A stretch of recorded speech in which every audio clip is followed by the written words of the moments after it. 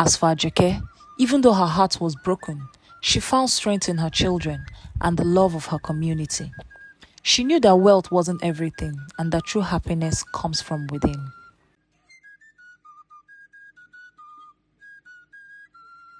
Ajoke and Funke were best of friends who lived in a town in Nigeria. They grew up together like sisters. People often couldn't tell them apart because they shared so many memories and laughter.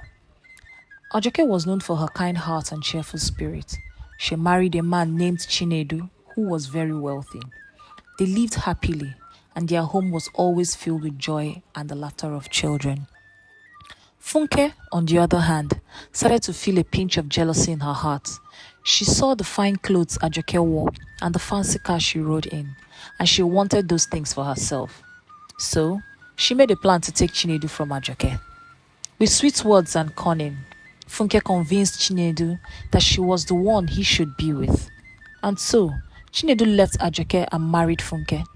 But the wealth and happiness Funke expected didn't come. Chinedu missed Ajoke's warmth and kindness, and soon their home was filled with silence instead of laughter. As for Ajoke, even though her heart was broken, she found strength in her children and the love of her community.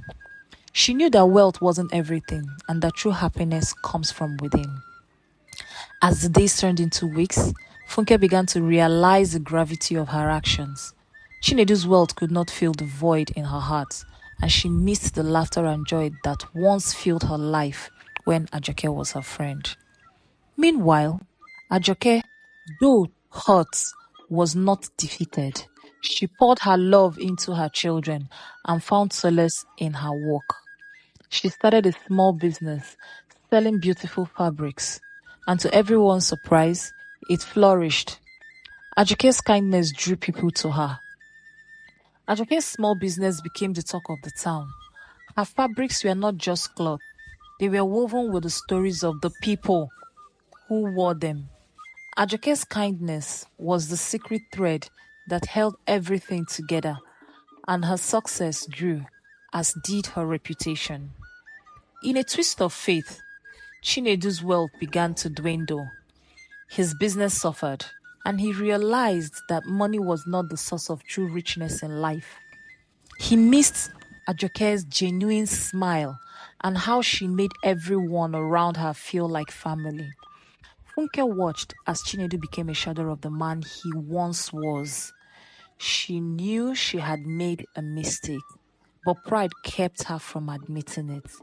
Instead, she watched from her window as Ajoke, once her dearest friend, became the jewel of the community.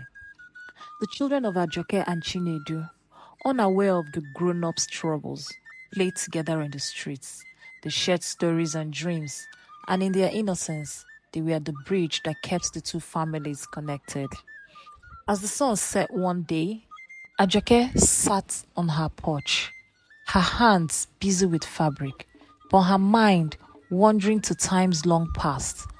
And somewhere in the distance, Funke sat alone, wondering if there was a way to mend a friendship broken by envy. The moon rose high over the town, casting a gentle glow on Ajoke's thriving shop.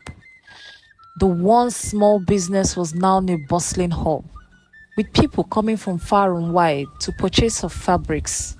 Ajoke's laughter and generosity were at the heartbeat of the community, and her children, now growing fast, helped her in the shop after school.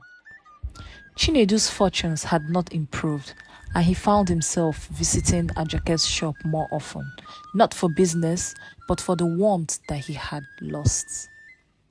He saw how the town respected Ajoke, not for her wealth, but for her character. Funke's heart grew heavy with regrets. She realized that the wealth she had chased was nothing compared to the treasure of true friendship. She longed to speak to Ajoke, to apologize for the pain she had caused, but she didn't know how to begin. One day, as the market buzzed with energy, Funke mustered the courage to approach Ajoke. She stood at the edge of the crowd, watching Ajoke, who was surrounded by customers and friends.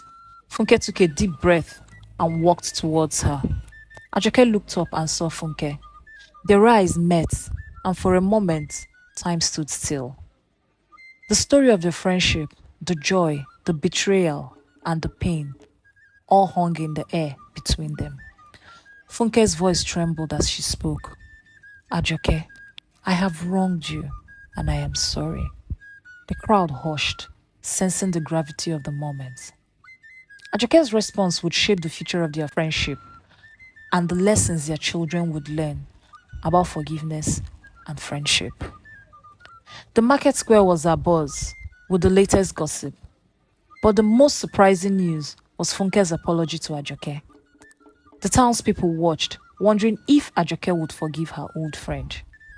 Ajoke looked at Funke, her eyes reflecting a mix of emotions. She remembered the laughter and the tears they had shared before everything changed. Ajoke knew the value of forgiveness, but she also knew it wasn't easy to forget the hurt.